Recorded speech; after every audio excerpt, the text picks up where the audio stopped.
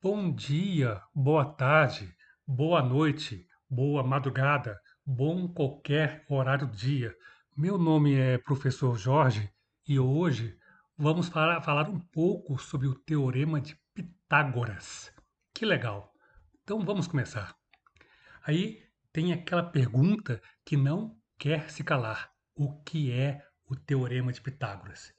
E também para que ele serve? Então, vamos começar aqui com a definição. Quer dizer que dentro da trigonometria é uma expressão matemática que relaciona os lados de um triângulo retângulo, ou seja, hipotenusa e catetos.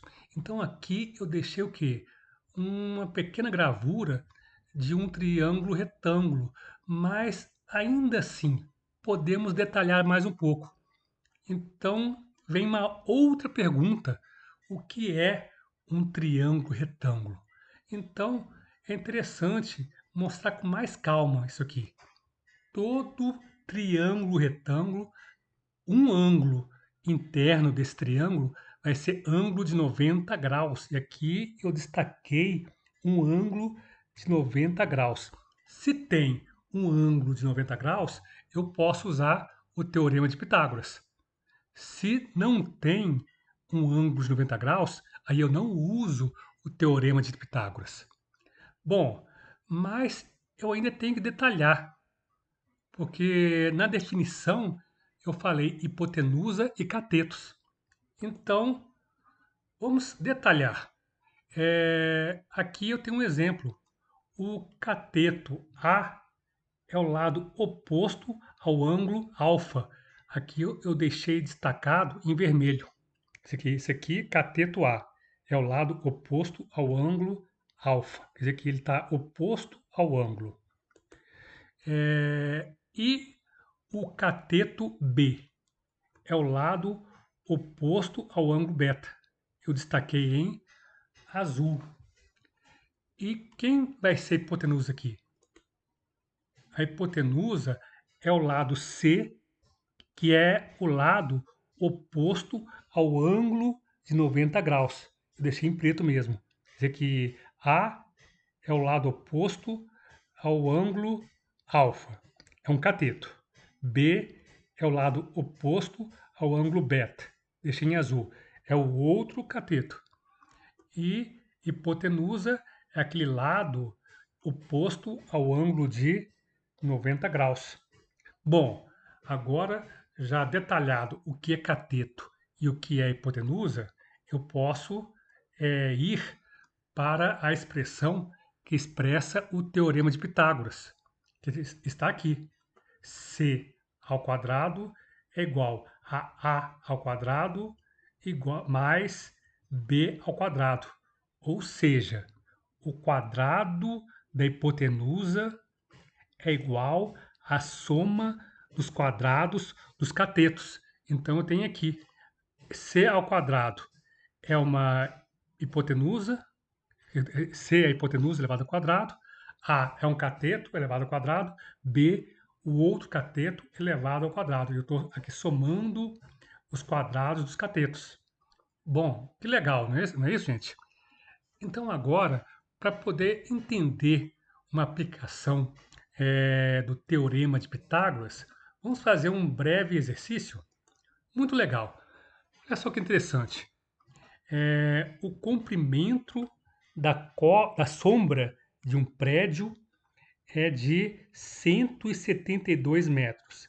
E uma corda amarrada da parte de cima do prédio até o fim da sombra tem 189,7 metros. Qual é a altura do prédio? Então, olha só que interessante. Aqui nessa figura tem aqui o sol, tem aqui o prédio, tem aqui a sombra. E eu falei o seguinte, que a sombra do prédio tem 172 metros e uma corda amarrada aqui em cima e terminando aqui no fim da sombra tem 189,7 metros. E eu quero saber exatamente qual é essa altura. Bom, eu posso imaginar o seguinte, que eu tenho aqui um triângulo retângulo. Mas como? Olha só que interessante. A corda lá da ponta de cima do prédio até o fim da sombra é uma hipotenusa, porque ela é um lado oposto a um ângulo de 90 graus. Quer dizer que o prédio com o chão forma aqui um ângulo de 90 graus. Quer dizer que essa corda amarrada seria uma hipotenusa. Então, consequentemente, esse comprimento da sombra tem 172 metros. E a altura do prédio seria o outro cateto que eu não sei o valor. Então, eu coloquei a altura do prédio X. Então, considerando isso aqui um triângulo, eu consigo achar qual é a altura do prédio. Então, olha só que interessante. Eu volto para a expressão do teorema de Pitágoras. C ao quadrado igual a ao quadrado mais b ao quadrado. Lá que eu demonstrei anteriormente. Então, o que acontece? O quadrado da hipotenusa, que esse valor aqui, é igual à soma dos quadrados dos catetos. Então, eu começo a fazer a substituição. A hipotenusa aqui vai ser 189,7 metros, que eu vou levar ao quadrado, que é o comprimento da corda amarrada na parte de cima do prédio até o fim da sombra do prédio, que vai ser igual a 1 cateto ao quadrado, que eu conheço, que é justamente o comprimento da sombra. Então, 172 ao quadrado, mais o outro cateto ao quadrado, que é justamente o x, que eu não sei. Bom, mas para calcular o valor de x ao quadrado, inicialmente eu tenho que isolar o x ao quadrado. Então, o que eu faço? Os dois lados, nos dois lados eu subtraio 172 ao quadrado. Quando eu faço isso, do lado onde eu tenho x ao quadrado, eu vou ter apenas o x ao quadrado. E do outro lado, eu vou ter 189,7 ao quadrado menos 172 ao quadrado. Quer dizer que eu isolei o x. Ou, falando de outra maneira, né, eu passei esse cara para o outro lado com um sinal ao contrário, né? Quer dizer que eu quero saber apenas o valor do x ao quadrado. Então, primeiro passo é deixar essa variável isolada em um lado dessa igualdade, dessa equação. Bom, quando eu faço isso, quando eu elevo 189,7 ao quadrado, eu tenho esse valor aqui, 35.986. Menos quem? 172 ao quadrado, que é 29.584. Então, eu vou fazer essa subtração. Quer dizer que o resultado dessa subtração vai ser 6.402.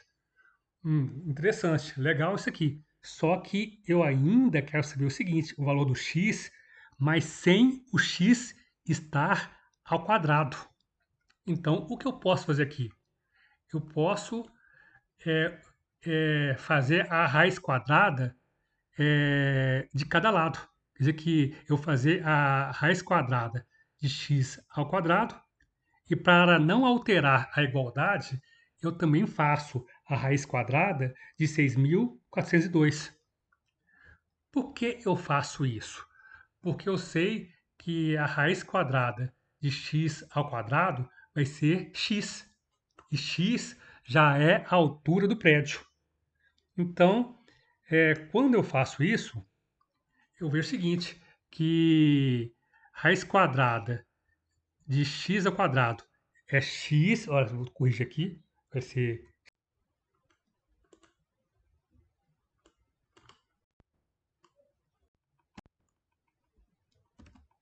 Ok, então agora sim. Quer dizer que o x, que é a altura do prédio, vai ser igual a 80 metros. Então, olha só que interessante. Sabendo a relação entre os lados de um triângulo e a sua hipotenusa, eu consegui descobrir qual que é o valor do outro lado, de um outro lado de um triângulo, que é justamente a altura do prédio X. Bom, gente, espero que gostem desse vídeo. Deixem o seu like ou seu dislike, comentários e muito obrigado pela atenção.